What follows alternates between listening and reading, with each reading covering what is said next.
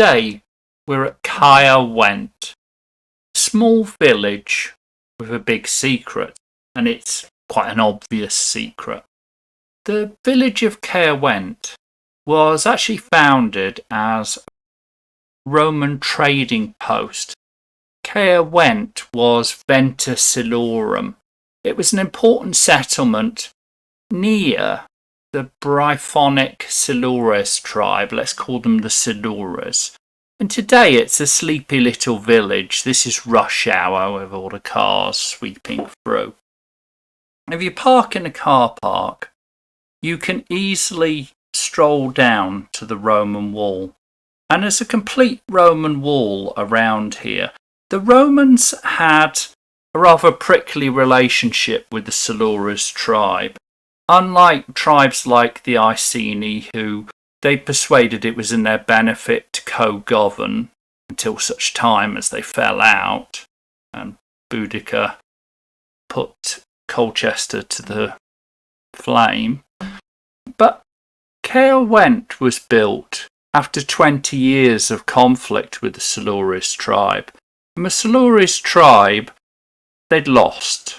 They were going to trade, and they had quite a bit to trade. So the Romans were keen to have that trade. Caer actually comes from market. It's an ancient British word for market. And Went comes from Gwent. So it's market of Gwent, or possibly fort of Went. And this wasn't a Roman town like, say, Silchester. This was a Roman trading post. A strong wall, a very defensible position, a series of shops, some houses inside, but it didn't really hit town status. And it didn't actually have its own fort, although there was a garrison here. There's a legionary post about 7 or 8 miles from here at Caerleon, which we'll be covering on Monday in the Monday Museum video. Do subscribe and come back for that, because it's got an excellent Roman bath, there's a legionary museum, there's an amphitheatre, and probably the best amphitheatre I've seen. But walking around here, it struck me how the Romans didn't do anything by halves. This was a moderately important part of the empire. It had been in conflict for 2 decades. But they wanted to build a wall that would last. It wasn't just defensible, it was properly constructed. Even when you see the barracks at the end, they're very, well, for 2,000 years, they're pretty sturdy foundations. And here you can walk around the wall. I'm not going to bore you with 30 minutes of me talking as we look at different stones that look moderately the same. But we'll walk along 1/3 of the wall.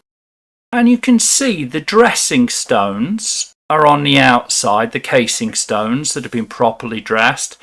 In the centre is a tightly mixed grid of cement and stone. And it probably would have stood about twice as high as this. So it's on slightly raised ground with about a 20-foot wall. On top of that, presumably battlements with some castellation. That's the sort of square zigzag that you draw as a kid when you're drawing a castle or a fort. And this was a pretty strong and imposing statement. They didn't do it by halves, as I say. They built a very substantial wall the whole way around the trading post, with 2 main gates in or out. Sadly, they're pretty much lost to time. If you want to see what a gate would have looked like at a Roman fort, it's good to go to Richborough in Kent. That has a very good example that's been reconstructed in the midst of the old ruins. And if you look on English Heritage's website, once a year they have an open weekend where there's lots of people dressed as Roman legionaries. It's quite exciting, especially for kids. If you're coming to Caerwent, I would definitely recommend combining it with Caerleon, which we're going to see on Monday, because you have Roman baths, an amphitheatre, a fort, barracks, shops, houses, a forum. You see what Roman life looked like on the edges of empire. Because we have to remember this wasn't central to the empire. They could just as easily have ignored Wales as they ignored Scotland. But the Siluras, having put them down and put them in their place, the Romans wanted to trade with them.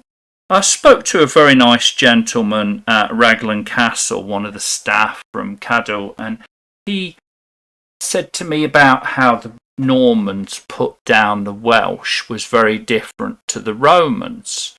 The Normans came, put very strong castles, brought in the church, and ensured that they owned everything and no one could put together any military force against their rather imposing castles, and then exploited the locals. The Romans, really their ideal situation was that you joined the game, you played along with them, you joined as a part of the Roman Empire, and at least for a while they'd pretend that you were co-partners. And it was only really when it became obvious that they had the casting vote that there was an issue, and by that point everyone was always quite Romanized and had seen the benefits of the Roman Empire. But here the Siluras weren't playing that game, so the Romans had to take a more abrupt and forceful approach, and they built here a fortress which was intimidating. And, well, I say fortress, this isn't a fortress, this is a trading post. Actually, the fortress, the walls are pretty much long gone, but it's the things that are inside that are interesting. There is a hill fort nearby where the Siluras were based, and it was pretty much the capital of the Siluras, and that probably explains the position of this trading post, close to the vanquished foe, but not actually with them.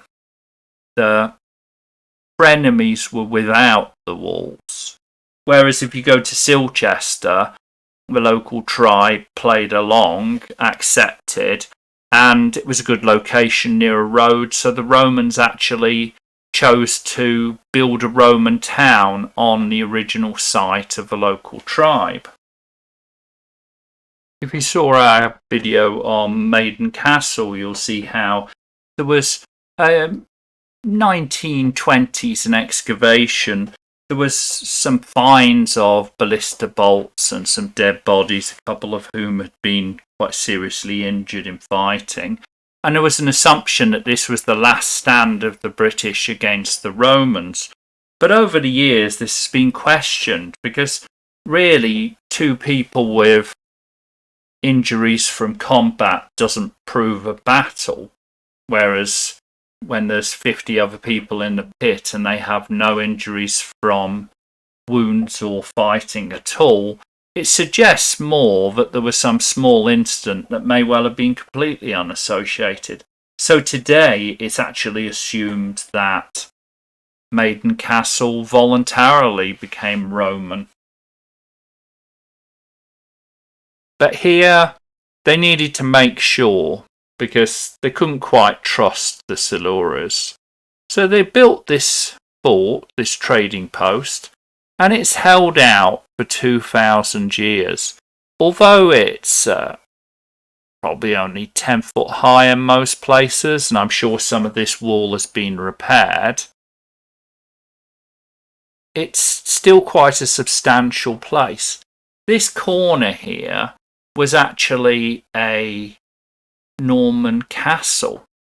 Very hard to believe, you can see the arch there, but this was actually like a keep here. Because there was a mound on this corner, the Normans chose this to place their rather small castle, but I guess the town never really took off. It stayed a village, and there were so many castles nearby. The Normans chose a better castle. There's no river right by this spot here.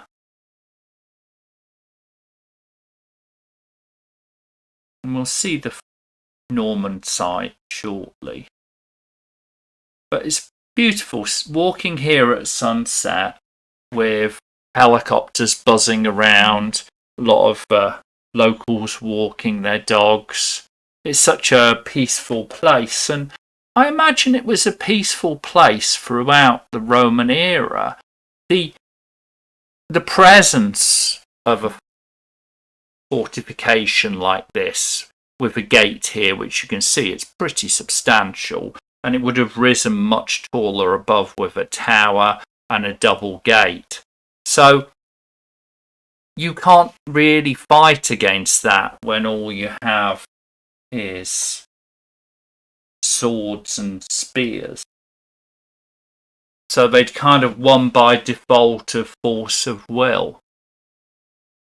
And I imagine it being quite a peaceful place with prosperity for the Romans, which really seems to be what they generally sought. I think when you walk around the Roman ruins of Britain, you see that they valued safety, an easy life, let's say, a life without conflict with the locals, prosperity from trading with them and making use, you could say, exploiting their produce, and also engineering. Perhaps it's a bit that what survives is the best engineered, but whenever you see Roman ruins, they look as good as ruins from 500 years ago, yet they're 2,000 years old. This has stood against rain and wind and the forces of modernity for 20 centuries, and it's still a pretty impressive wall. One imagines that more stones have been taken away to build houses than fallen by themselves, because this is much easier than quarrying. If you look at a priory or an abbey that fell during the Reformation, you see that the stones were often pillaged. There's very little left because it was a good source of stone and material. Whereas here, without any very close quarries, this has stood firm and proud against time.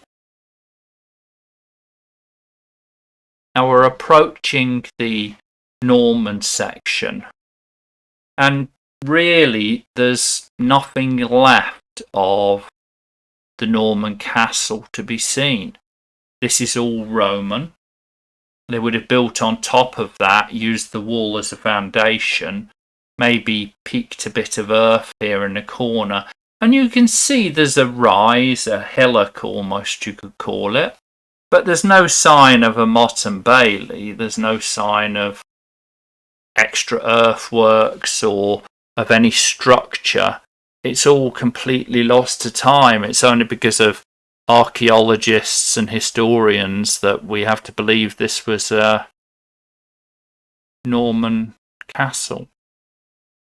There's a lot of spots around this part of Wales that look a lot more like a castle than this one. And here you can see it butts right on to a new housing development. There's even a pub inside the walls of the old settlement. And probably there's a better view from the wall. This is actually quite a complete section. And sometimes when you walk along the wall, although you can see how much higher it is than the surrounding housing, you can't see quite how impressive the wall is from this perspective. But like I say, I don't think you want to see the whole wall. So I'm going to skip the rest of the wall, probably about 2/3 of the wall, which is still existing, and come straight to the centre of town. here you have the old forum excavated up so you can see the foundations, filled in with gravel to make it clearer and to protect it. To my right is one meadow, and behind me is another meadow. And both of those have archaeological structures under the surface, but they've been maintained. So they've been purchased by Cadw. They're open to everybody, and the whole town is free. But specific places have been excavated and preserved for people to actually visit. And you can see the structure pretty clearly of the basilica. The forum is at the back, to the left. You can't really see it from this angle. And the structures within that. It gives you quite an idea of how small the place was. In that this is a forum and a basilica where presumably quite a large minority of the population could come. And it's almost like the size of a parish church. It's really not huge. But it's very interesting to see a forum in the UK. I think I've been to places like Silchester where they show you a field and there's a plaque that says, under this field was the forum. Now we come round here, there's some interesting houses.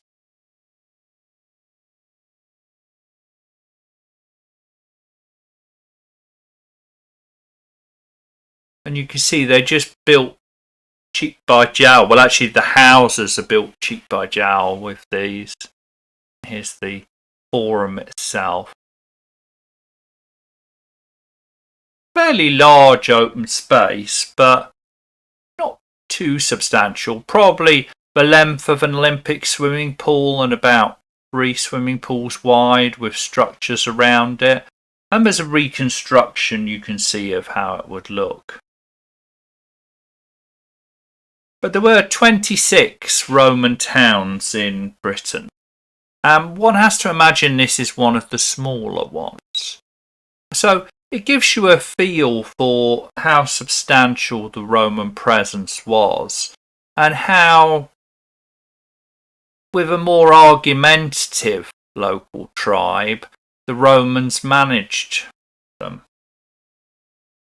Because this settlement is all about making money. It's about buying and selling things and having enough military to make sure that the local tribe don't have any silly ideas.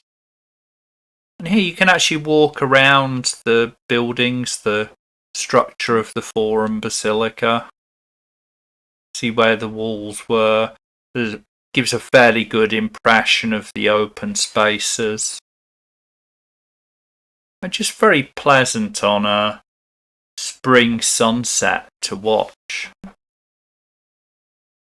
As you leave the basilica, you come across a row of shops, and at first it's fairly hard to interpret what you're seeing. It could just as easily be the foundations of an old petrol station or some old barns, but it doesn't take long to realise that this is a much older structure. And it's very well laid out and displayed. You can see the very consistent structure, the consistent build quality. Everything's made from the same stone.